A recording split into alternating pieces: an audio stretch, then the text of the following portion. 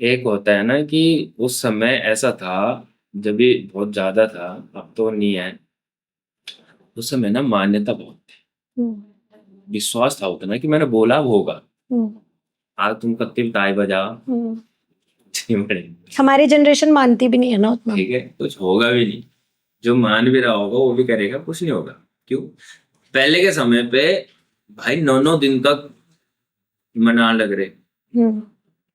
9-9 दिन तक इतनी बड़ी बड़ी पूजाएं हो रही, यज्ञ बैठ रखे। उन देवी देवताओं को उतना दाना पानी दिया जाता था पूजा के माध्यम से। रोड दे रहे, चप्पल दे रहे, बलियां भी दी जाती थी, बहुत चीजें होती थी। तो उनकी पावर उतनी रहती थी कि किसी ध्यान पे अगर ना कोई विपदा आ गई तो उसकी सुनेंगे भाई। या कोई अगर ध्यानी है, उसके साथ कोई भी चीज है, कोई भी देवी देवता है, तो वो उसके साथ इसलिए है कि भाई तुझे कोई परेशान ना कर सके। और वो तब था ना जब उसके घर वाले उसको मानते थे। आज की डेट में कौन जा रहा पूजा करने? सबके यहाँ जाले लगे हुए हैं। लोग क्या बोलते हैं, जी हम शहर में आ गए, अब तो यहीं पूजेंगे। हैं। परंतु जिसका जहाँ ठीक है, आपने कहीं पे मकान बनाया, आप वहां पे स्थान दीजिए। समय रहते आप वहां पैतृक स्थान पे भी जाइए, उनको वहां भी पूजिए, यहाँ भी पूजिए। हम्म। यहाँ तो आप जब रोज रह रहे हो तो रोज पूजो। कम से कम गाँव अगर रोज नहीं रह पा रहे हो, आप उनके पैतृक स्थान में जाके साल 2 साल 3 साल में करिए, पूजा करिए, उनको मनाइए कि वो खुश रहे, उनका आशीर्वाद रहे। तो कोई करने के लिए राजी नहीं है, तब बोलते हैं कि देवता हमारा सुनता नहीं। तो देवता कान पे तो लग रहे के जाले, पहले उन्हें साफ करो अब तो वो सुनेगा। उसने सुनना कहाँ? हम्म। गांव पड़ रखे अंधेरे, तो सुन, बात ये है ना। अब भाई अगर मैं देहरादून में रह रहा हूँ तो मैं प्रॉपर गांव भी जा रहा हूँ अपनी माता के पास, उसको वहां भी उसकी रोड भेंट दे रहा हूँ, तभी वो यहाँ अच्छा चला रही है, तभी उसकी पावर यहाँ बनी हुई है। हम्म। ठीक है।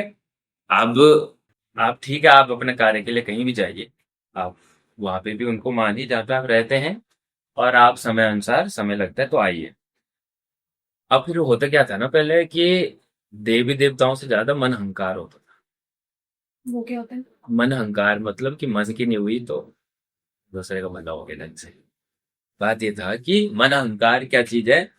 आप जैसे हम पे लोग आते, पुराने लोग आते तो माता बताते इतने साल से चल रहा, इतनी पीढ़ियों से चल रहा, इस कारण हुआ, विवाद के कारण हुआ। पहले पहले तो क्या होता था, मैंने तो बहुत जगह सुना है, हमारे यहाँ भी हुआ था, मतलब हमारे गाँव में, इस सिक्के के ऊपर देवता लगा देते। मतलब इतना प्रबल था उस समय कि देवता 1 रुपए के चक्कर में जा रहा है, 1 रुपए के ऊपर जा रहा है। सोचो आप।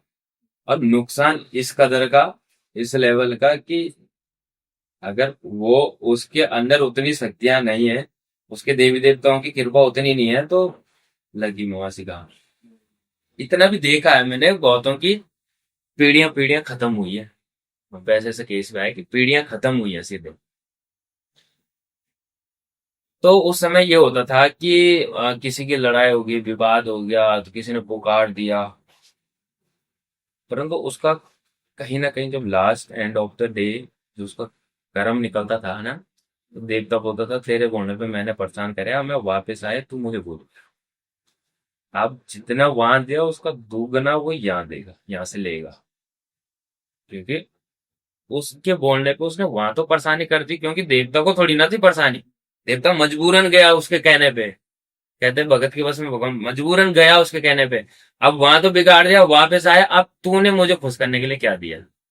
उस समय इंसान भूल जाता है, क्योंकि पीढ़ियां निकलेगी।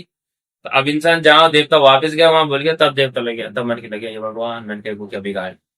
अब तो ये नहीं बिगाड़ी, जैन बिगाड़ी, मैंने तो बिगाड़ ली।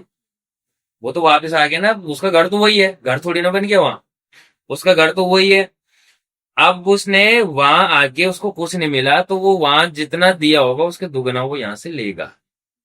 अब तुम मुझे दो भाई, तुम्हारे बोलने पे मैंने तुम्हारा काम किया, तुम्हें उस समय, चाहे वो पीढ़ी पुरानी हो या प्रेजेंट हो, तुम्हारे बोलने पे मैंने तुम्हारा हक दिया, दूसरे को रुलाया या जो भी करा करा, नुकसान करा, पर आज मेरा वापस आएगा। तो इसलिए कहते हैं कि अगर गलत है कर्म, तो सजा भी गलत मिलेगी, और यही मिलेगी।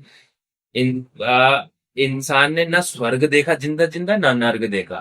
अगर इंसान खुश है तो उसके लिए स्वर्ग भी यही है, बिल्कुल। और उसके अगर उसके घर में अच्छा नहीं है तो उसके घर में नर्क भी यही है। मरने के बाद किसने आज तक ये बोला कि मैं स्वर्ग में खुश हूँ? किसने बोला बताओ? कितने बड़े बड़े साधु संत हुए, कितने बड़े बड़े तपस्वी हुए, उन्होंने मर के आज तक ये बोला कि मैं स्वर्ग में खुश हूँ? अब वो जो बेचारा मर गया, उसके बारे में हम क्या जाने? वो कहाँ गया? स्वर्ग गया, नर्क गया? वो अब हम क्या जाने? कोई जिंदा इंसान क्या जान पाएगा? ठीक है, परंतु जो परेशान है, जिनको हम गढ़वाला में बोलते हैं ना, हंत्या, वो हंत्या क्यों है? क्योंकि उसको न नरक में जगह मिली, ना स्वर्ग में जगह मिल पाई। इसलिए वो यही है, मरने के बाद वो जिंदा भी यही था, मरने के बाद भी वो यही है। क्यों? क्योंकि उसका इतना एक भी ऐसा कर्म नहीं रहा कि उसको वहां का दरवाजा खुल पाए।